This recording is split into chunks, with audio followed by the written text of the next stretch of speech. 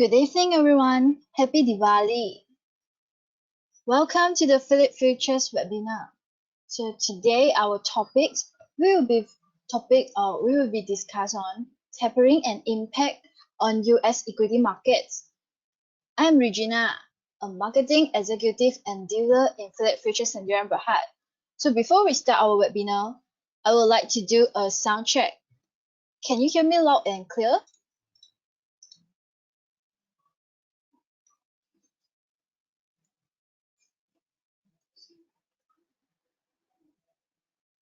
Okay, so most of the people can hear me loud and clear.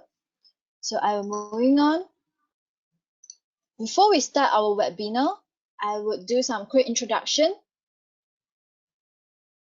Okay, I need to emphasize that today, I need to emphasize our disclaimer, where this presentation is mainly for knowledge sharing purpose, do not contain any buy or sell recommendation. So our company, Philip Futures, is a wholly owned subsidiary of Philip Capital Holdings Sendirian Berhad. We are incorporated in the year of 1995. Our mother company, Philip Capital, is from Singapore. So in Malaysia, our headquarters is actually based in Kuala Lumpur, and we have branches in different parts of Malaysia, such as Penang, Kota Damansara, Melaka, Johor, Kuching, Cebu, and Kota Kinabalu. So no matter where you are, you can contact us or go to the nearest branches to solve your problem. We are also the trading and clearing participant of Bursa Malaysia derivatives. We are the holder of CNSL, which means we are legal and regulated broker house in Malaysia. I would like to take this opportunity to say a very big thank you to our clients for their trust and support with us. Because in 2020, we had won 3 awards from Bursa Malaysia as the first runner-up for the best overall, best retail, and also best institutional trading participant. Our mother company, Philip Capital, has a very wide network around the globe, and we have offices at over 14 different countries. So with that, we provide products not only in Malaysia, but also from the United States, Europe, Japan, Hong Kong, Singapore, and all other different exchanges.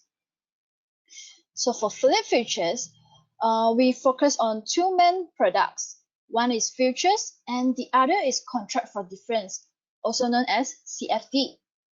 We have different categories of futures product. The first one is indexes futures, and then metal futures, agricultural futures, energy futures, and also interest rate futures. Tonight, we will focus on the indexes futures in US market. And for those who are currently trading in the stock market, we also provide the contract for difference from Bursa Malaysia and US market.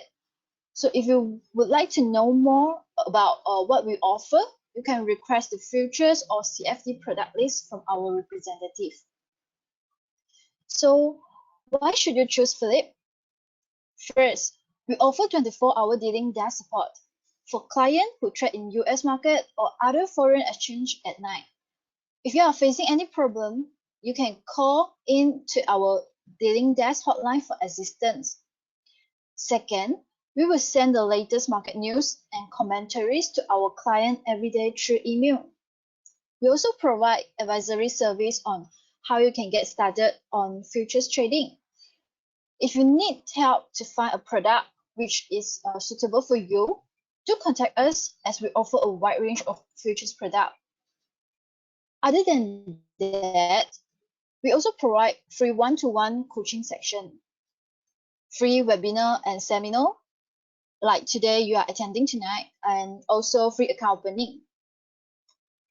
So for free one-to-one coaching section, we will cover the topics like introduction to futures trading, product knowledge, platform coaching, and charting system. We are also regularly organizing 2 to 3 webinars every month. And these are our upcoming webinars. If you are interested to join, you can scan the QR code and click the topic you want and register for it. So for the first one is the Mandarin section on the metal futures, such as gold and silver. And the second upcoming webinar will be sharing on the new Bursa Malaysia product, East Malaysia Crude Palm Oil, also known as FEPO. Okay, before we dive into our topic today, I just want to introduce you our speaker tonight, Mr. Daniel Ang. Mr. Daniel, he began his career in commodity futures trading in 1985. He is a contracted independent speaker in CME Group currently, and he is also an author of The Accidental Trader. So before I onboard our speaker today, please be reminded that if you have any questions throughout the webinar, you can drop them in the question box, and we will answer them during the Q&A section towards the end. Without any further ado, let's welcome our speaker today, Mr. Daniel Ang. Hello, good evening. I hope you guys can hear me. All right, and a happy Diwali for those who are Hindu. And the next public holiday for the markets actually will be Thanksgiving. That will be on the almost towards the end of November. So today, we're going to talk about the impact of tapering on US equity markets. Just a few hours ago, about 12 hours ago, the US Federal Reserve actually have a meeting called the FOMC meeting, and they did release a communique in the form of the Federal Reserve Chairman actually telegraphing to us what the Federal Reserve is likely to do in view of the persistent inflation that we are seeing since March. And today's presentation will be quite a lot to unpack, and I hope to be able to provide certain information to you so that you can make informed decision. Okay. However, I have to again mention that today's presentation is not much of a advice to you, because this is not what we do here. This is more like an information to you as to how you can approach the very, very mature bull market that we are seeing in US equity markets. Now, this presentation is definitely not an offer to buy or sell any securities, and definitely not something for you to trade if you are not aware of the risks involved. Okay, trading of any kind of leverage products like futures options do carry financial risk, and you are well advised to make sure that you understand the parameter in which you are trading, know your own risk profile and your own suitability. Okay, and of course what you're going to hear. Sorry for interrupting, Daniel. Can you Yes. share your slides? Oh, you're not Because seeing my slide yet? Yes. Now we cannot see your slide yet. Okay, can you see it now? Yeah, we can see now. We can continue. Okay, so sorry. Okay, now what you're going to hear in this presentation tonight is going to be purely my opinion, and it's definitely not something that you want to hold the host, the presenter, or CME, who is a sponsor for this webinar, responsible for anything that you're going to do as a result of the presentation. Okay, so be aware that this is purely my opinion. Okay. And of course, this presentation has not been reviewed by the SEC Malaysia. Okay. Now, let's get started. Now, as of last night, we all know all the major US stock indices has gone into new record high. Okay, so we are at a inflection point in time right now, because like I said earlier on at the beginning of the presentation, that this bull market is a very, very old market, because today we are in the 12th year of this bull market, starting from the March of 2009. And if you can remember what happened in 2008, 2009, we had the global financial crisis as a result of the subprime crisis in the States. So the Federal Reserve response during that time has actually enabled the market to rally the way it did, because purely not only on the interest rate front, in which the Federal Reserve has to combat the sharp recession as a result of this market collapse back in 2008. They lowered interest rate down to almost zero, and they launched a series of what they call quantitative easing, which is basically asset buying in the sense they are buying a lot of debt instruments issued by the US Treasuries as well as mortgage-backed securities. Okay, so that was the impetus that caused the market to rally the way it did, and the policy that they did 12 years ago is still impacting the market today. Okay, and I suspect going forward we're going to see more of the same thing. Okay, so this market, as you can see here, has gone up to new high as of last night. This morning, this afternoon, up to this afternoon in Globex, you can see the market is still continuing to charge higher. And however, it looks like there is not enough momentum behind it. So the big question everybody wants to want to know is how much more can this market go up? Okay, so this is what we're going to be spending time to talk about. Okay, now let me digress a little bit. Last week we have the release. Okay, of the US GDP, which is the gross domestic product. Yeah, you can see the chart on the left. Okay, we can see a series of colored bars. We have red and we have green. Of course, the very sharp drop down to 31%, negative 31.4% was a result of the pandemic. Okay, and then of course they have a very sharp reversal. The market, the US economy actually went into a recession, but the recession was very short-lived because the Federal Reserve, together with the US Treasury, launched not only a series of policy response in a term very similar to what they did back in 2009 by cutting interest rate almost to zero, and they relaunched quantitative easing, and this time the amount of quantitative easing they did, okay, is much bigger than the three QE program they did in a series since 2009. Okay, and as a result, the US GDP actually recovered very sharply up to 33.4%. Of course, these are aberrations. In a mature economy like the United States, you don't see GDP swing like this. Okay, it is simply not normal.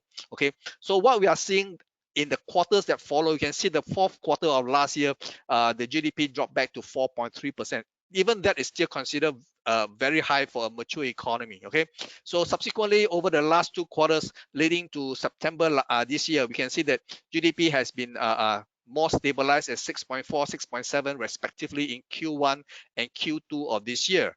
This of course is a result of the fiscal policy response ever since Joe Biden became the 46th US president, because if you can remember, he was elected, he was installed as the new president at the beginning of this year, and he's immediately got to work by launching a lot of fiscal policies in the trillions of dollars that basically kept the market in the US actually quite buoyant. But the last quarter that we saw ending in September, okay, and this figure came out last month, okay, basically the market was expecting a GDP in the Q3 at 2.8%. However, the release was worse than expected. It was only 2%. Now, if this is normal time, 2% is a very respectable number. Okay. However, the market was expecting not so bad a number on a relative basis, but this is what it is. The GDP for Q3 was only 2%. So the trajectory does suggest, okay, that the last quarter of this year, which we will not know until maybe February of next year, what it will be for the last quarter of 2021. However, the trajectories do suggest that the curve seems to be dipping. Okay. So this is on the economic growth perspective. Let's take a look at what is bothering the US economy and the policymakers right now in the States. Okay, this is what is bothering them. We're talking about inflation. Now, for those who are, for all of us, we all understand inflation means higher prices at the retail levels. Okay, so the typical metrics to measure inflation is the CPI, what we call the Consumer Price Index.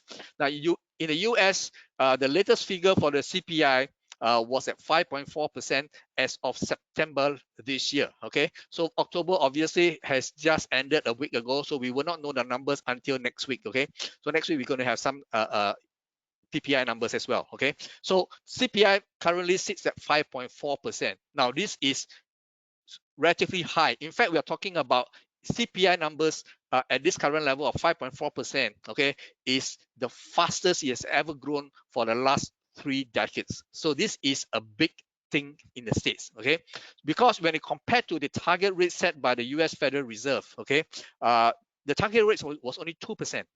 So right now we are more than double the target rate. and it looks like it is not coming down anytime soon. When at the beginning of March, you can see the curve in the red line, the CPI number starts to spike starting from March onwards. At the beginning in April, the Federal Reserve Chairman has been telling us, do not worry, this is only transitory. What it means was this is temporary. From just a couple of months now, he said it could possibly move all the way until next year. So uh, uh, this narrative has been shifting. Okay, he has been shifting his narrative as far as inflation is concerned.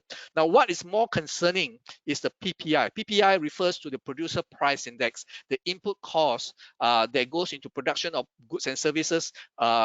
As a result, you can see that it's at 8.6%. That's even worse than the CPI. Eventually, the CPI numbers is going to filter down to the CPI numbers. Okay, so we can see the PPI number is right now very elevated, and it has a lot of reason why.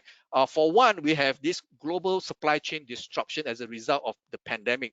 Major cities shut down, and it's still some of them are still struggling to control or to contain the spread of the Delta variant. Even China right now has to lock down cities, and they have actually locked down the ports so that, because the Chinese policy is to have not even one single case. If there's a one single case, they will lock down the cities, and that will cause production to be affected at the factory levels, which means there will be less Chinese export to the rest of the world, and that will lead to higher inflation as far as importers are concerned, because it's a simple equation of demand and supply. There's less supply, prices would have to go up. And Chinese are actually passing on the higher imported raw material costs on top of the less supply available in the market, and pass it on to everybody else. So right now we can see everywhere in the world, okay, we can see elevated CPI numbers. However, the Federal Reserve do not depend on CPI numbers as a measurement of whether there is or there is not inflation. The number they use is what we call the PCE, which is the personal consumption expenditure numbers.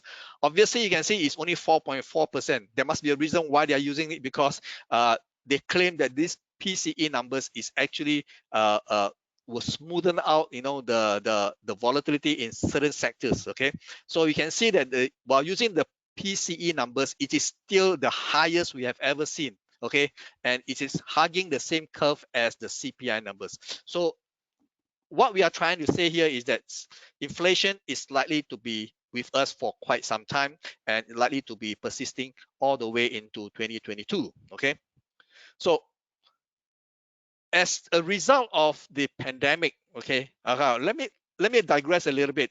This chart here, you can see this is the Federal Reserve balance sheet, meaning to say how much the Federal Reserve is creating in terms of money supplies.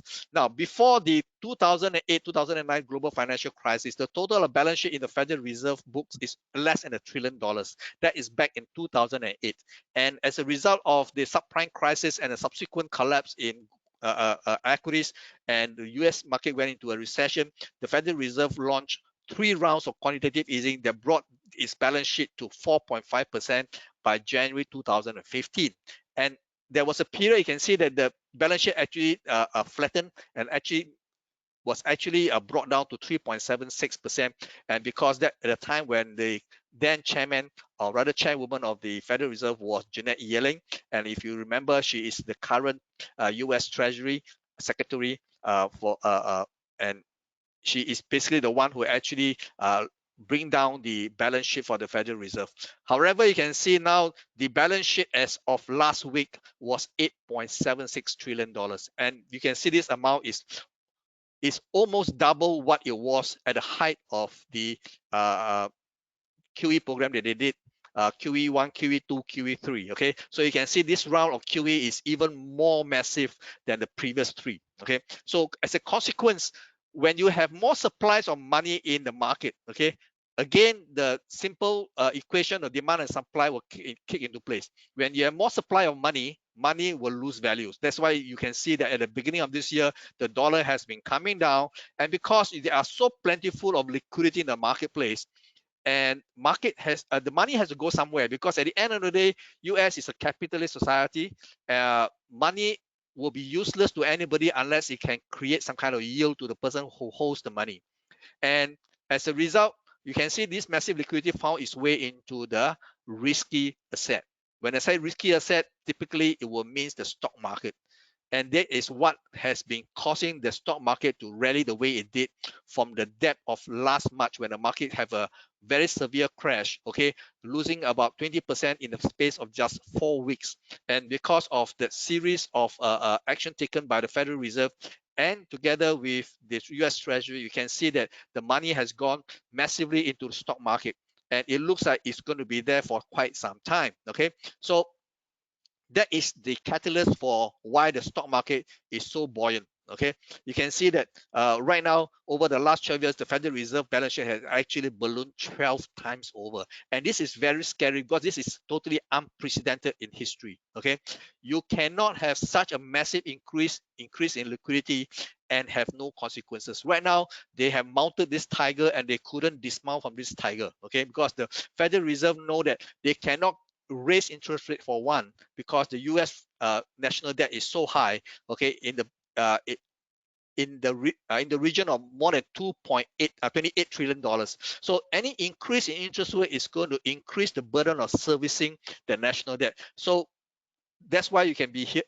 We have been hearing even up to last night, the Federal Reserve Chairman said that interest rate hike is not something that he will consider, and most likely will be done in 2023. He's hoping to buy some time, but the market is not believing that. The market believes next year, 2022, the Federal Reserve hands will be forced, and there'll be not only be one round of rate hikes. I think the market is expecting 2 rounds of rate hikes. Okay, as we will see what happens if that happens. Okay.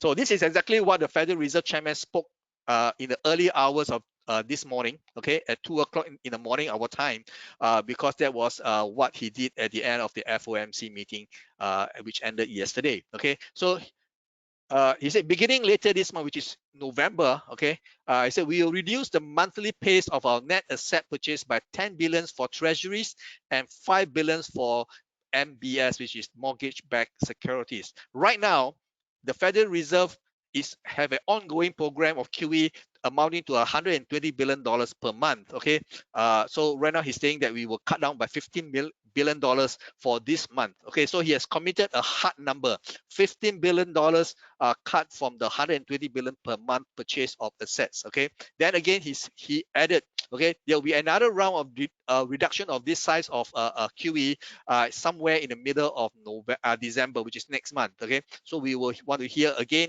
next month what is the amount that they want to cut in terms of the QE program. Okay, then hopefully he said by the middle of next year, this QE program will end. Okay, this is what we are hearing right now. So I've always taken the stand that whatever they are telling us right now is to basically calm the marketplace, okay, so that the market will not be spooked. He has laid out in very, very clear terms. Now, this is something very unlike the other Federal Reserve chairman when they speak in riddles, okay?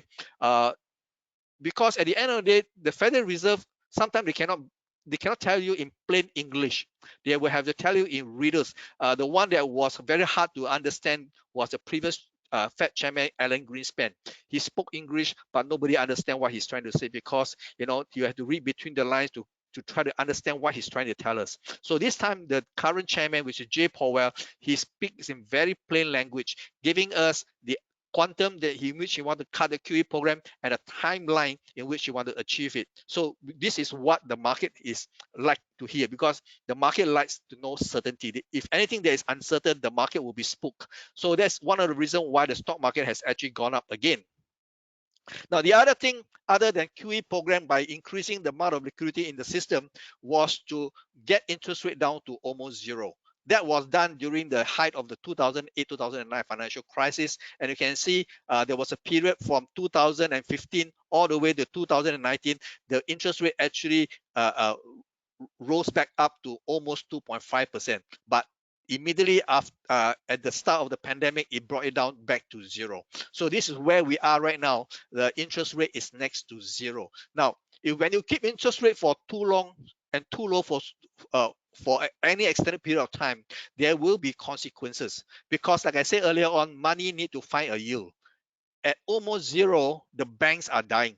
Okay, and if you look across the entire globe, Other major economies such as Japan, such as the Eurozone, they have kept interest rate at negative interest rates, which is something that we don't see, which is totally illogical. How can you price money at negative interest rates? Okay, so for those banks based in Japan, based in Eurozone, they are dying. The pension funds are dying. The banks are dying because they are not getting deposits from the deposit base is actually been wiped out. Okay, so in order to survive, how they do is that because there is an interest rate differential between the US and, let's say, the Eurozone, for example, okay, even at 0.08, it is still good. It is still a yield, a positive yield compared if they put the money within Eurozone. So this is what happening. There is a shift of capital. Global capital flow has moved west to the United States. Okay, even for a yield of 0.08. Okay, it may seem insignificant, but compared to negative, this is a positive development, and this will decide where the money will flow to in the, at least in the near terms. Okay, so we are seeing capital flow from everywhere else flowing into the United States, and when they get into the United States, they will have to park the money either with the Federal Reserve to earn a risk-free money, or they put the money into the equity markets. When we say equity markets here, we are referring to US equity markets. So that has underpinned the US equity markets by and large. Okay. However, the Federal Reserve is doing another thing. As I said earlier on, every month up to now, they have been doing quantitative easing of $120 billion per month, every single month. Okay. However, we have seen a bit of a difference since the middle of this year. Okay, we can see the Federal Reserve on one hand is creating an additional liquidity of $120 billion a month. On the other hand, they are engaging in what we call the reverse repo. It's an operation to soak up the liquidity from the market, because the banks have all this money, okay, and they do not want to lend it out, okay, and that will cause a problem, because uh, interest rate at near zero, if they lend it out, there is always the risk uh, the other the other party may not be able to pay him back, okay, even though the Fed fund rates is meant for very short-term financing. So when the Federal Reserve see this situation, they have been mopping up this excess liquidity every single night, okay, and at a height, it was the amount that they buy back every night, okay, amounts to almost $1 trillion. So this is crazy. On the one hand, they are pumping liquidity. On the other hand, they are drawing out the liquidity as fast as they can put it in. Okay, so this is something that we all have to be aware. There is a reason why, because there is no faith in the marketplace. Okay, people do not want to lend. Okay, so that create a problem. Now, how are we going to take advantage of all this that is going on? Okay, now with the tapering being announced, we all can expect the Federal Reserve to actually act on it. Okay, act on the fact that they want to control inflation. However, when you withdraw liquidity from the marketplace, okay, it is not necessarily a solution that the market is looking for. The market is looking for a normalization of interest rate from the record low that we are seeing to a more sensible level. Okay, but the US Federal Reserve cannot afford to hike interest rate. So right now, most of the central banks in the world are caught between a rock and a cliff. Okay, do die, don't do, also die. Okay, so there will be a lot of volatility going on right in the next few months.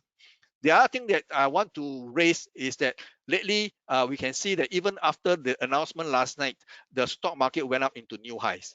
So what is driving that? Isn't the market supposed to come down even after they announce the tapering schedule? A lot of what's happening right now in the US equity market is a result of a couple of reasons. One, we are still in the midst of a earning season reports, and so far the reports has been more than healthy. They are all positive, that underpin especially the tech stocks. Okay, large cap stocks are all benefiting from this earning seasons, as well as there's something called the window dressing window. Okay, right now we are almost towards the end of 2021. A lot of fund managers, a lot of corporates, a lot of listed companies especially, they are paid based on performance. In order to secure their bonuses for the year end, they are doing what we call share buybacks. Okay, and that has created the elevated share price that we are seeing. Okay, later on when I show you the technical charts, I can also share with you another technical aspect why I do not believe the current rally is sustainable. Okay, now I started trading equity index back in 1985, but I started to trade US equity in terms of S&P 500 in the late 1990s. I started back in 1985. I was trading mostly the Hang Seng Index, okay, in the mid 1980s. However, I joined Stanchart in back in 1992, and I start to trade a lot of US futures. S&P 500 was the first equity index launched by CME, and it has been very, very successful. Even today, the different contract the CME has launched out as far as equity index futures concerned, they are very, very popular. Okay, so you can see as the nominal value of the index starting from around 100 points in the index value back in the early 80s, okay, back to almost the year 2000, you can see the index moved from 100 to almost 3000. So of course the margin required will be very, very much higher. Okay, so as a result, the CME actually to cater to the retail investors actually came out with what we call the E-mini. E-mini has been again a very successful contract because now it allows the retail investor to actually participate in the general move in the equity markets. Okay, and then again we all know back in early 2019 the S&P 500 is hovering at more than 4,000 points. Again, the retail investors have been priced out of the market because the margin required to trade one E-mini has become so unaffordable. They came out with another product called the MicroEmini products, okay, which is catered to the retail investors. Okay, so right now we are seeing three different products. The original regular S&P 500 futures are traded mostly by the institutions. Then the E-mini is by also institution mostly, and of course the micro E-mini is targeting the retail investor like you and me. Okay, and this is a short history of the US equity index futures. Now, this is the contract specification of the four very popular micro E-mini equity index futures launched by CME. Okay, the first will be, like I said earlier on, is the E-mini S&P micro E-mini S&P 500. The symbol for this is MES. Okay, and the size of this contract is only 1/10 what you compared to the E-mini contract. Okay, so it's a very, very small contract, very easy to understand, and it moves in the same way as the regular S&P 500. It also moves in the same way as the E-mini. Okay. However, the tick value is only $5 times whatever the index value is. Okay. And trading hours is uniform across all the other four. Right now, we are in the stage whereby we are still in the last week of daylight saving. Come Monday next week, okay, they will revert back to regular trading hours. They mean to say that the clock will move back 1 hour for the United States. For us, the market will open 1 hour later. So you have to keep in mind, starting from next Monday, US markets will open 1 hour later. Okay, and it trades in quarters like March, June, September, and December. Right now, the front month most active contract is traded is the December contract, and the settlement will be in cash because you are trading a basket of shares, okay, basket of stocks that make up the index. Obviously, it will be impractical and to settle in bits and pieces of the different component stocks. So it is settled in cash at the point of expiration. Okay, so again, you can see that this December contract will end on 17th of next month, which is the third Friday of the delivery month. Okay, so you can see that there's other information out there. What you want to know is how much does it cost to buy and sell one micro E-mini S&P. Okay, right now, the current latest margin is $1,150 if you want to hold the position overnight. However, they also have an intraday margin, which is so much lower. Okay, if you are trading intraday and not holding any position overnight, the exchange requirement for maintenance is only $140. That's why you can see that the volume traded for all four contracts here has been very explosive because it is so affordable and so accessible. Now, the other one will be the E-mini Micro Nasdaq 100. Now, this is not the Nasdaq Composite Index. This is only 100 component stocks of the Composite Index. And this, again, you can see the contract size is only $2 times whatever the value of the contract is. Okay, and each tick is only 50 cents. Okay, everything else remains the same, and the margin requirement is the highest among the four, which is currently at 1,700 $700 per contract if you want to hold it overnight. For intraday trading, the indicative maintenance margin for intraday is $230. Okay. Now the other one, which is the major index itself, is the MicroEmini Dow, which is the Dow Jones Industrial Average. The symbol is MYM, and you can see that the value is 0.5 equal to 50 cents. Everything else remain the same. The margin required for this is only 900 if you want to hold it overnight, and if not, then is for intraday trade, it's only $150. Now, the other contract here, which is the MicroEmini Russell 2000. Russell 2000 may not be familiar to a lot of people because it is basically a large, it's a small cap index, okay, make up of 2,000 stocks that typically you and me will not hear about it, okay, because they are not very prominent companies, okay. They are more like very retail, okay. So this is the Russell 2000, and it is also gaining in popularity in the States because the margin requirement is the lowest of all, okay. $650 per lot if you want to hold it overnight, and for intraday it's only $140. Now do remember, this maintenance margin is not cast in stone. They do fluctuate, especially if there's a spike in volatility. The exchange will raise the margin requirement across the board, and again it will vary from brokers to brokers. So you want to check with Philip how much is their current maintenance for both the overnight and the intraday. Okay. Now this is the portion I think most of you will be interested. What I think is going to happen in US equity markets. Now, we will start off with the S&P 500. I want to give you a wider perspective, so I will give you a view based on the monthly time frame. Okay, obviously we do not trade the monthly time frame, but it will give us a very good perspective of the long-term market outlook for this particular index itself. Okay, S&P 500 has been around for quite some time. Okay, you can see that on the month-to-month basis, this market right now is so bullish. Technically, I cannot find any fault with this market. The market right now is still in the bull phase. Now, when you compare to where the market low was back in March of 2009, where the value was only 666 compared to 4,663 as of last night, you can see that the market has come a long way. Even from the depth of last year, where the market have a flash crash.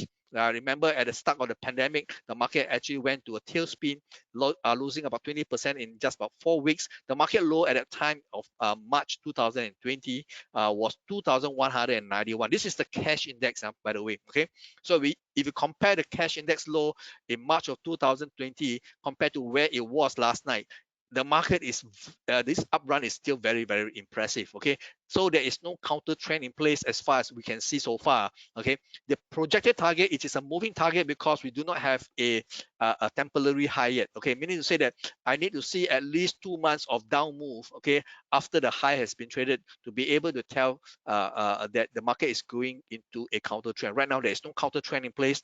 The target projected target right now as of this moment, based on the high last night, okay, is at 6,190.91 based on the cash index. So you can see the market has another potential to go up another couple of thousand points before we can even say that the market has achieved its target. Obviously, a target is just there so that we can measure the risk reward.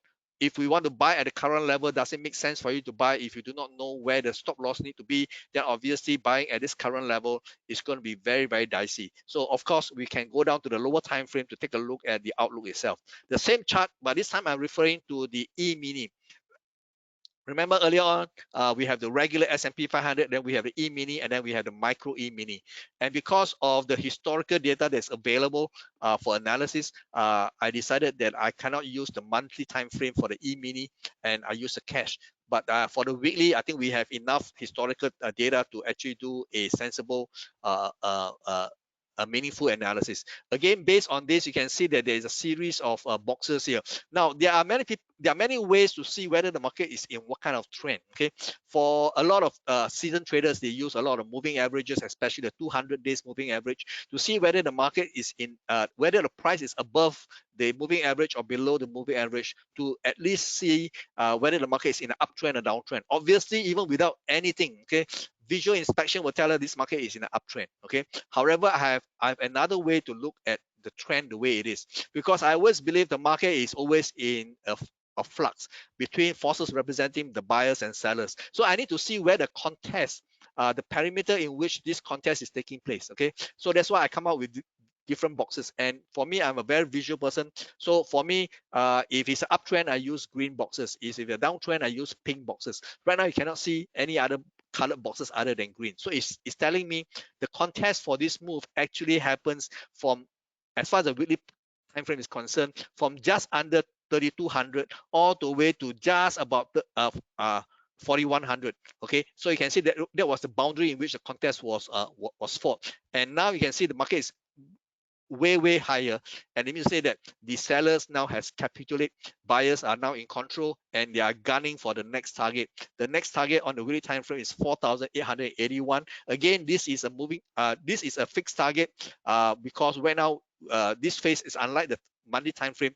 We can be very clear that the market right now is in an upswing. Okay, how much, whether or not it can hit the target of 4881 in the December contract for the E-mini is still an open question, but it looks like it is very doable. Right now, we are just slightly over 200 points away from the projected target. Okay. Now, this is the daily time frame for the MicroEmini S&P 500. The symbol is MES, if you remember. Z is actually the symbol for the calendar month. 21 refers to 2021, okay, which is this year. So like I say, this contract will actually expires on the December 15, which is the third Friday of the contract month itself. So you can see that the market is also very strong. In fact, the market has blown past its projected target of 4,597 based on the December contract. Okay, the current high is at 4,460.5 this afternoon. This is inclusive of Globex pricing, by the way. So the market is already way above the target. So right now we are going to see how far it can go. However, when you look at the volume indicator at below the candle bar itself, you can see a lot of vertical bars in red and green. Those depicts the volume. Typically in a healthy market in which the market is trending, ideally we want to see corresponding increasing volume, regardless whether the market is going up or going down. In this case, of course, we know the market is going up. However, we are not seeing a corresponding increase in volume. So this is my first worry. This market is not supported by volume. I suspect it is possibly in a terminal phase in which it's in a blowout phase. So I am personally not going to be looking to buy this rally at this current point in time. In fact, I am more leaning towards looking for opportunity to go counter trend. Okay, now at the bottom of this chart, you can see there is a indicator with a purple line that refers to the RSI. For people who have been trading for some time, you know that it's the relative strength index. It is a momentum indicator with a value log between 0 to 100. Right now, you can see the indicator is very elevated. This is seriously overbought. So we will want to see how this thing is going to pan out. I am, like I said earlier on, not very convinced that this rally is sustainable. So this is for the outlook for my S&P 500. In fact, by the time I finish the Russell 2000, you will know that my view is quite uniform across all four equity index in the States. Okay, be it S&P 500 or Nasdaq or the Dow Jones or even the Russell. Okay, so you can see on the monthly time frame, this is again the cash index for the Nasdaq Composite Index. The market is again at record high. The target itself is at 21,773, and this is tentative because we do not have a fractal high yet. Okay, I need to see 2 months of down move from the high before I can categorically say that we have hit a temporary high. Okay, so this is market is so far very bullish. And Nasdaq 100 refers to not the Nasdaq Composite Index, but 100 stocks within the Composite Index itself. And this is the E-mini December contract NQZ 21. Okay, again, this expires on the same day as the S&P 500 on December the 17th for the December contract. As of this afternoon, the high traded was 16,187 even. Okay, and this is again over and beyond its projected target of 16,072 and a quarter. So this is the market that has already hit its target, and it looks like there is no sign that it's coming down yet. Okay, so we want to see how far it can sustain. On the daily time frame, again, I will have seeing the same thing. The target here for the December micro E-mini Nasdaq futures is at 16,719 and a quarter. The last traded high, or rather the last recorded high, was 16,187 even, exactly the same as the E-mini. Again, you can see that the volume is not corresponding to the uptrend uh, in terms of pricing. Okay. Likewise, the RSI, which is the momentum indicator, is again in very overbought position. That means to say technically, okay, the market right now is severely overbought. Okay. And it is vulnerable. Not saying that it will come down immediately just because it's overbought, but the market is vulnerable to a sell-off. Okay, at least to a sharp sell-off where people need to take profit. Again, we are moving into November and December. You have to understand, come November, December, it is always the same year, same time every year in which fund managers would have to close their books. They have to do window dressing because, like I said earlier on, their performance is based, their bonuses is based on the performance. So at some point, they will have to take profit. When they take profit, they will close the book for the year, and then next year we'll see what happens. So right now, this current rally is, I believe, part of a window dressing exercise, and it is not. That's why you can see that it is not corresponding in terms of volume. The retail market is not necessarily in the market. Okay, we all have to see this. The Dow Jones Industrial Average has always been an index that is being monitored by fund managers because it is the oldest stock index available, and because they are all blue chips within the 30 stocks that make up the component as Dow Jones Industrial Average. So these are very large cap, very big cap, the bluest of blue chips. And typically the retail investors will not be able to participate in this index because the value of this index right now is at 36,000, northward of 36,000. It's very expensive. Okay, so even if you want to buy and sell the component stock within this Dow Jones itself, it will be very prohibitive. That's why most retail investors do not necessarily participate in this index itself. Okay, but for futures, it doesn't really matter. Okay, if you have a view, you can use the MicroEmini Dow Jones Industrial Average futures contract to actually participate in this movement itself. Again, you can see that the market is in a massive bull run. However, you notice that the green boxes there's only one box. That means to say, during the market crash last year, okay, to as low as 18,213, the market has actually taken out, has actually invalidated the bull market prior to this.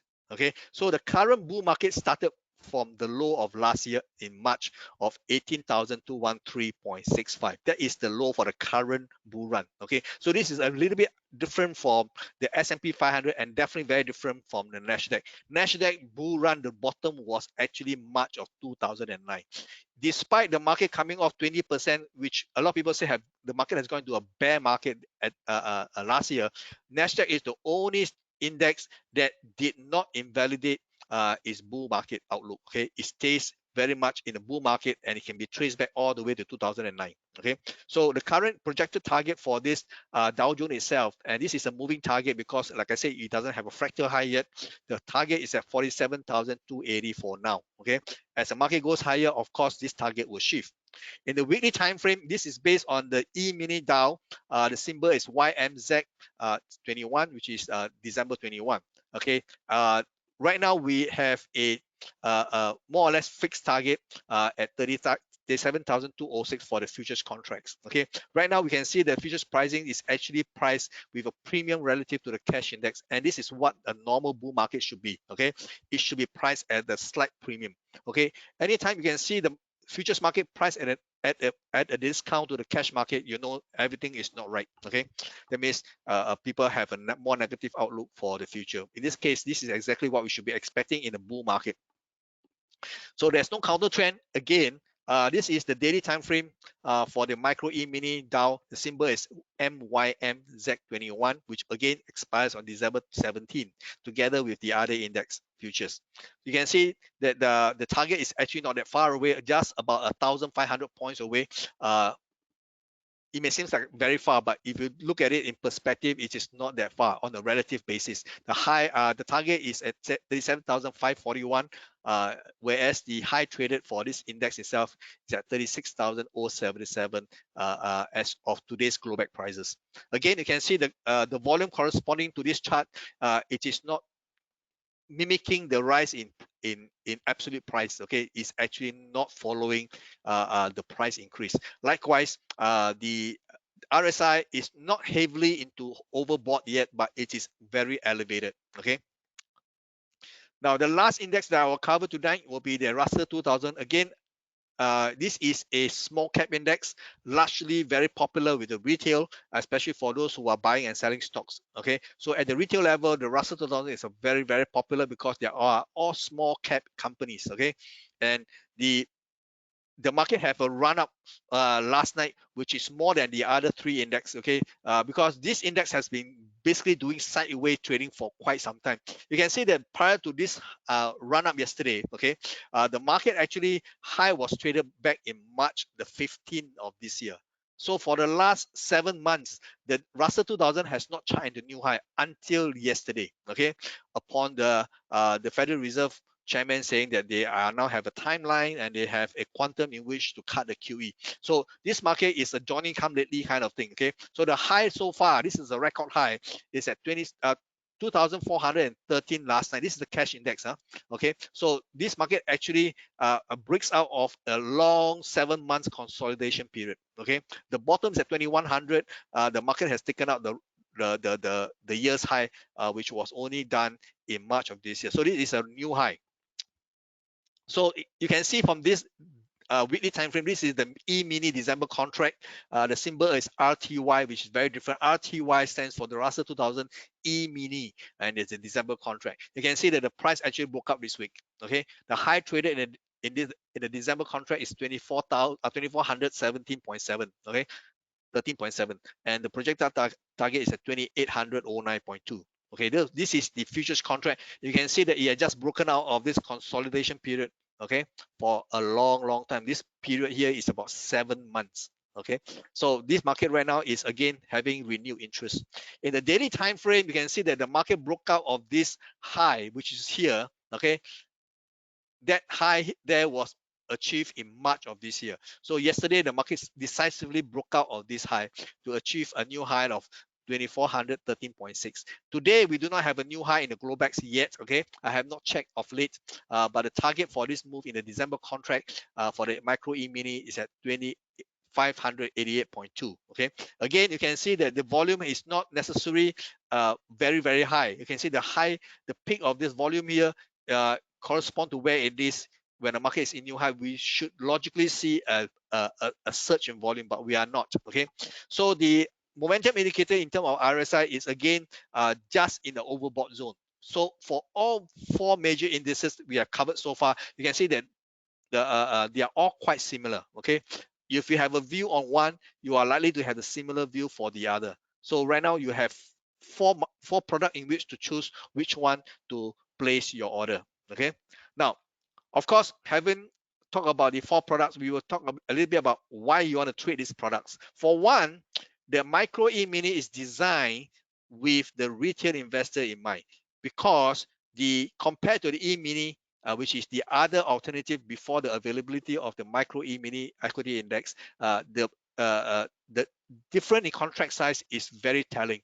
The MicroEmini contracts are 1/10 the size of an E-mini, which is 1/10 the size of the regular contract. So right now we are talking about 100 of a regular contract. Allows you and me to actively participate in the US equity markets. Okay, by using the equity market futures available at CME. Okay, so this market is actually quite popular for a lot of people who are pure investors. They may not necessarily have traded futures before, and for them to transit into futures market actually is quite simple, because we are dealing with something that you are probably already very familiar, which is equity markets. So for you to transit from equity market trading to equity index futures trading, it is not too much of a barrier. So when you compare that to, let's say, if you want to trade commodities, that will be a totally different ball game. You have to learn everything about what affects the price of commodities, the seasons, the production, and the stockpile, everything that you have to understand. But for equity index, you already know what move equity markets. So for you to actually trade the futures equivalent in terms of the futures contract, is going to be a lot easier. Okay. Then of course, because it is 1/10 the size of an E-mini, which in turn is a 1/10 the size of a regular contract, it allows you to do a lot. Okay, you can both buy and sell. Now in the equity markets, you typically will make money as you when you buy and hold. Okay, but in futures market, you can actually trade both sides of the markets. We all know markets do not go up every single day. Sometimes they do come down for whatever reason. And of course, we know there's a business cycle, there's a boom and bust cycles. If you only can make money by buying, that means to say that half the time you're not able to make money, because if the market goes into a down cycle, as all businesses will go through their business cycle, then obviously half the time you'll not be able to make money. Okay. However, that will not be the case for a futures contract, because there is no restriction whatsoever to sell short a futures contracts, whether it is a commodity-based futures contract or whether it is an index equity index futures. Okay, so there is no problem with buying and selling. Good times you can buy like what you do normally for the equity markets, but when the market goes into a phase whereby the market is going down, okay, you can actually use the futures contract not only to participate on the short side, you can use the futures contract to actually hedge against your exposure, okay, in the equity markets. So there has a lot of pluses why you should want to look at equity index futures, especially right now. Okay. The other thing is, because it's 1/10 the size of an E-mini contract, it gives you a lot of flexibility. Previously, if you have a view, let's say, and assuming there's no micro E-mini index futures available, and the only thing available is the E-mini, just imagine whatever you pay in terms of the margin, you're paying 10 times at least, okay, for the E-mini contract. And for that means to say that the amount of capital you need to participate using the E-mini will be relatively prohibitive, okay. And most of the time, one lot of E-mini, now you can do 10 lots of micro E-mini. That gives you a lot of flexibility. Now, there is one thing you guys possibly will be interested to know, is that for the value of one lot of E-mini, now you can do 10 in a micro E-mini. That means to say that in terms of strategy, you have a lot more flexibility. You can do scaling. As the price move down and lower, you can actually split the orders using the micro E-mini and still control the overall risk. So it does give you that versatility. Okay, of course, the availability of leverage works both ways. One of the wonders of the world is the availability of leverage. Now, when you trade futures contract, you don't have to ask for leverage. It's given to you by default. Okay, this is how futures contracts are being designed. And if you can remember the contract spec earlier on, for intraday, you are looking anything from $650 for the Russell 2000 all the way to $1,700 for the Nasdaq Micro E-mini. So the range is actually there. But if you look at it, it is still very affordable, even if you hold position overnight. Now, for those who are day traders, for example, the incentive is definitely there, because we are looking at $100 over dollars to $240 for intraday trading for this futures contract. So it is very, very attractive. Okay. Now, in terms of volume, now why do you want to know whether the contract itself has enough volume? Now, volume actually lower down our overall risk. Imagine if you want to buy anything and you put your bid there the whole day and nobody actually take your order. Now, that is what we see basically in equity markets. Sometimes in a stock that is not very highly traded, the liquidity is not necessary there. You have an issue with not being able to buy at the price that you want. Okay, imagine you put a limit order in the whole day and there's no seller want to hit your order. Likewise, similarly, if you are in need to actually sell, you put a limit order to sell and the buyer don't take your price. Okay, that means to say that there is lack of liquidity, and that will increase your overall risk. Having deep liquidity is one of the criteria of a successful product. Now, the equity index futures, whether it is the regular product or the E-mini or the micro E-mini, the volume is fascinating as far as the CME micro E-mini equity index is concerned. You can see this is the latest average daily volume traded up to date. It means from the beginning of the year up to now, you can see the one that's leading is the MNQ, which is the micro E-mini Nasdaq 100. On the average itself, every single day, almost almost 1 million contract change hand, and that is deep. Okay, the next best is of course the MicroEmini S&P 500. It has 854,000 on the average every single day. Okay, the other two, which is not doing fantastically well, but still is a very good numbers. Okay, we have the Dow Jones, MicroEmini Dow Jones at 128,000 contract every single day, which is very good. Okay, of course the other one that's catching up will be the Russell 2000, 151,000 contract on the average every single day. So the volume is definitely there. Okay, so it also shows how popular this index has been since the launch in 2019. Now 2019 doesn't seem to be a very far away date. Okay, but you can see the volume. Okay, the fact that it has such good volumes is a reflection of how popular it is. Okay, now, if you go to CME website, okay, if you are new, okay, to any of these futures products available on CME, you can actually go to the website. It has a tons of information and resources, and they even have courses like this. Okay, if you go to this link over here, which you can see at the bottom of the slide here, you can actually go and go and explore what's available on the website. It has a lot of resources. Okay, you can go for a course and they will measure how's your progress. Okay, and of course this is not the only thing. You can actually have a practice account. Assuming you have a strategy and you do not want to put real money into it yet, and you just want to see whether your strategy works, there is a trading simulator which you can download. You register, you can play with it. Okay, they even have a challenge. Okay, so it is actually quite comprehensive. Okay, now this is something that I want to remind you again. Coming next Monday, the daylight saving will be ended and the market will opens 1 hour later, as far as we are concerned here.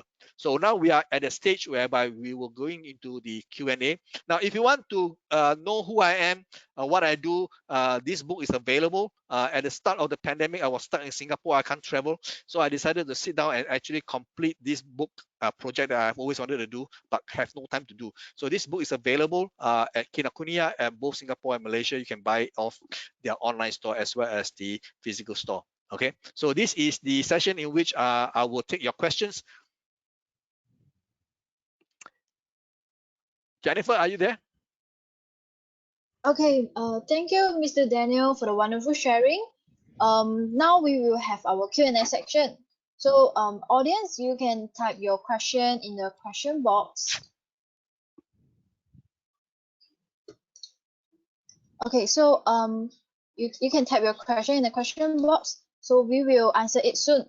At the meantime, when you are typing the question, I would like to introduce our two ongoing promotion first. So for the first one is Philip Star Trader, where you can accumulate points and earn cash reward when you meet the terms and conditions. So for more information, you can scan the QR code. The second promotion is to the moon with CME MicroEmini. You can use a commission rate USD $2 to trade CME Micro products where you meet the terms and conditions. You can scan the QR code at the bottom of the right. And there's a few reasons why we should trade the CME MicroEmini futures. Just now, Mr. Daniel already shared the benefits of these micro contracts. So it's a 1/10 of the standard contract size. So meaning you can catch the opportunity by using small margin to start trading this contract. And it has you can either long and either short in this contract as well, instead of one direction. And here's the contract specification or the US Indices contract, as well as the precious metal and crude oil. So if you want to know more about this contract specification, things of the micro contract, you can contact our representative. Moving on is our trading platform, FlipNova. So it is a web-based platform. You can log in by using desktop or mobile browser. It has over 90 technical indicators. You can place order directly from the live price charts as well. And you can also trade local and foreign products at one platform. We have demo account for you to try out our platform. You can scan here to register. We have also the mobile apps version of FlipNova platform. So for those who will not often sit in front of the computer, you can download the Nova mobile apps and trade on the go. And now, if you are interested to open open an account with us, you can scan the QR code, or you can either come to our office and come to open the account. And here is some few ways you can contact us. You can find us from the Facebook, LinkedIn, and YouTube by searching of Philip Futures and Joran Berhad, or follow on Instagram, Philip Futures Malaysia, or our Telegram, Philip Futures. We will post our market data, market update in Telegram. And we do post a lot of the latest market news, events, and promotion on our social media. So be sure to check them out. I appreciate if you can like and subscribe our social media or our YouTube channel if you haven't. And this webinar is recorded. You can watch it. On at our YouTube channel whenever you want. And here are our branches contact detail. If you have any inquiries regarding on the product, platform, or other questions, please do not hesitate to contact the nearest branches from you. Okay, so let's get back to our Q&A section. Let's see what question we have. So the first is from Mr. Barrow. From the available data, from the Mr. Daniel, which you should have shared just now, will the Fed proceed with it tapering, and also what info we have on their reverse repo data?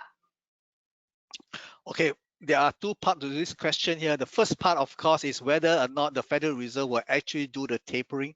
The Federal Reserve chairman has spoken very clearly that he is looking to reduce the QE currently at $120 billion per month, okay, by $10 billion for this, the buying of US treasuries, and $5 billion for the MBS, which is the mortgage-backed securities. So they are looking to cut $15 billion per month starting this month. Okay, so we will have to see whether he actually do the Federal Reserve actually do it. But they already spoken very clearly that they were going to reduce $15 billion starting from this month. I think they will do it, and it will be catastrophic if they fail to deliver. Okay, now that they have spoken in very plain English, I think the market has taken that at good faith. And the other half of the question is, what was the second half of the question again? Sorry. And what is the info of Okay. the reverse repo data?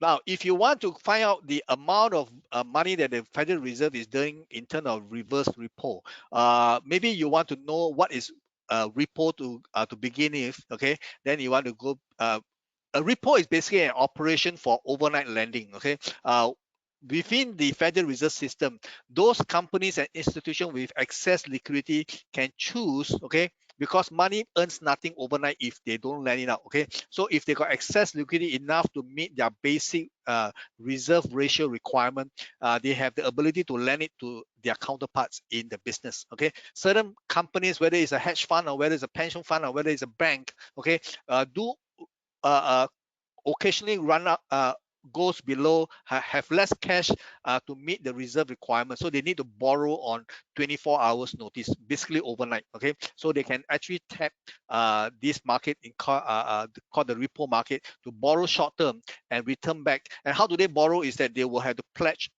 securities to the lender, and which is somebody within the counterparts, and they can actually have access to very low interest rates and to borrow. And when you say reverse repo, it means say that it is the exact opposite. When the market has excess liquidity as it is right now, the Federal Reserve can actually be the lender of last resort. If the market doesn't want to lend, okay, and there are companies who needs to still borrow, then what they can do is, instead of selling the securities to their counterparts, they can actually park the securities with the Federal Reserve and get a loan. Okay, basically you exchange cash for this. So the reverse repo actually works the other way around. I'm sorry. Okay, you give cash to the Federal Reserve, and the Federal Reserve will credit your account with the Federal Reserve in terms of securities. Okay, so this is having this exact opposite effect of pumping liquidity in the market. They are trying to draw the liquidity down from the marketplace. So you can get this information and statistics from the Federal Reserve branch of St. Louis. Okay, in short, if you search under Fred, FRED, cap, you cap the search FRED, which is the Federal Reserve Bank of St. Louis. Okay, you can also search under reverse repo. You will be able to get the statistics from the Federal Reserve Bank of St. Louis, which all the data, most of my data are, are from. Okay, so you can actually access those data. They are public information, nothing new about it. Okay, so for the second question is the US indexes keep rallying, so wouldn't this lead to the hyperinflation in the futures? Okay, we are really in the inflationary phase. Okay, when you say inflation, it means price rises across many stuff, many front. Of course, the at the retail level, we understand inflation as prices being elevated. You're paying more for the same stuff compared to previously, so you can feel that your disposable income is not as high as previously. So this is what we understand by inflation at the retail level. However, there is this thing called asset inflation. Right now, we are seeing asset inflation as a result of the ultra low interest rate, as well as the availability of liquidity. Okay, so in combination, you can see there is too much liquidity in the marketplace. Like I say, they all have to find a yield, and most of this money goes into the stock market. Besides stock market, the other risky asset class is actually property market. In the States, you can see that despite the pandemic, real estate prices actually very high. Okay, it is also the same that we are seeing in Singapore, but not necessarily the same in Malaysia, because you have a different dynamics that's happening in Malaysia. In fact, I have noticed that there are many properties, there's oversupply of properties in Malaysia. You can see the prices are not going up relative to what's happening elsewhere. So whether this tapering will lead to more inflation, it is the exact opposite. Okay, when you draw down the liquidity by buying less assets, okay, in terms of QE, that means you are taking money away from the marketplace. So that should actually cause the price of equity to come down, not go up. Okay, however, what you are seeing right now is the market is assured of a timeline, assured of a quantum. Okay, so that gives the market confident that there will be no surprise in store for them. So that's why they are relative against all odds, where people are expecting once they announce the tapering, the market should come off. The market did not come down because right now we have other factor in play. We are still in the middle of the earnings season that is basically holding up the market. And like I say, we are into the last quarter of the year, whereby a lot of company is doing window dressing to make sure that the books looks attractive, so that they're all going to get their bonuses. Once this phase is over, okay, then we can see the real move. Okay, I understand. So for the next question is, how will the tapering impact the market in US and Asia market in the general? Okay, the effect of tapering I've already mentioned. Okay, theoretically it should cause the market to come down, not go up. Okay, if that is the case, regardless of what happened in the States, the United States, the New York market is basically the last market to close every single day. The sun rises from the east and set in the west. So US market is the last to close, and they have the advantage of setting the closing price. So whatever happens in New York, okay, to the next day, okay, when Asia open, the market will play catch up. Okay, so basically anywhere else other than American markets, whether it's in Asia or whether it's in Europe, these are markets they do play catch up after what happens in the States. If tonight US equity come off, tomorrow morning, okay, the Asian market will react by going down. They will get down. Okay, so this is one of the things that there has always been a bother for equity traders, because when the market gaps, there's a vacuum in between prices in which they cannot participate. Okay, that's the reason why you want to trade a market that is as far as possible 24 hours, so that it gives you the flexibility of participating. Imagine you have no access to the market for 24 for extended period of time because your market is closed. Okay, and the US market has already reacted either to the upside or to the downside. The next morning when the market opens, it will react based on what happened in the States, and the price gap is the it's a risky thing, okay? Because if the gap move against you, then you can see that there's nothing much you can do other than see the market reacts without you, okay? So you want to be able to also trade a market that is at least, if it's not 24 hours, close to 24 hours, and all the CME products have this ability to do that because they have this thing called the off-exchange trading electronics session called the Globex. You can actually participate. It's just not as liquid, but it's at least give you a way to participate. So your question is, how does it impact the Asian market? Yes, it will impact in more ways than one, because as the market closes in New York, the next morning in Asia we will react, whether it is up or down. Okay, so if you are trading equities, I would say seriously you should be looking at US equities, because it is by far the most liquid market, and it is the market that actually sets the closing price. Okay. Due to time constraints, so we will answer last one question. So in your opinion, do you expect a major correction in the S&P before the rally continue to go past 4,800? And the time frame, what time frame do you expect it will go past? I think the timeline, as far as I'm concerned, is already overdue. Okay, I was looking for October to have a significant correction. October come and gone. Okay, nothing happened, because typically October has always been the most dangerous periods for equity traders. Most of the market correction, the severe one, for one reason or another, always happen in October. So now we have safely passed October, but November we are still not out of the woods. Like I say, right now the market is in the window dressing period. Okay, the phase is in window dressing. Once this phase is over, because right now there is a lot of share buyback by companies. Okay, instead of returning back the money to shareholders, they're using the availability of capital. Okay, the market is so liquid because there's so much cheap money available. They could actually borrow to buy back their own shares.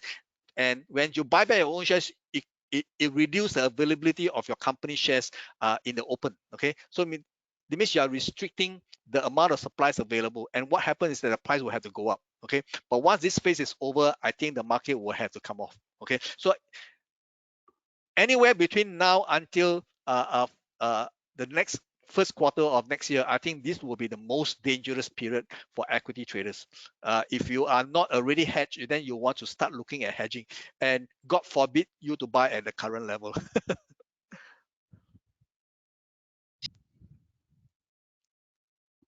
Okay. All right. So that's all for the Q&A section. So okay. So thank you, Daniel, for your insightful sharing. So for those questions we haven't answered yet, you can find our representative, and we will try our best to help you to solve the problem. All right. So Thank you very much, Regina. okay, thank you, Mr. Daniel. So Yes. I will end the section for today, and thank you for everyone for joining this. Good night, everyone, and stay safe. Thank you. Bye-bye. Thank you. Bye bye.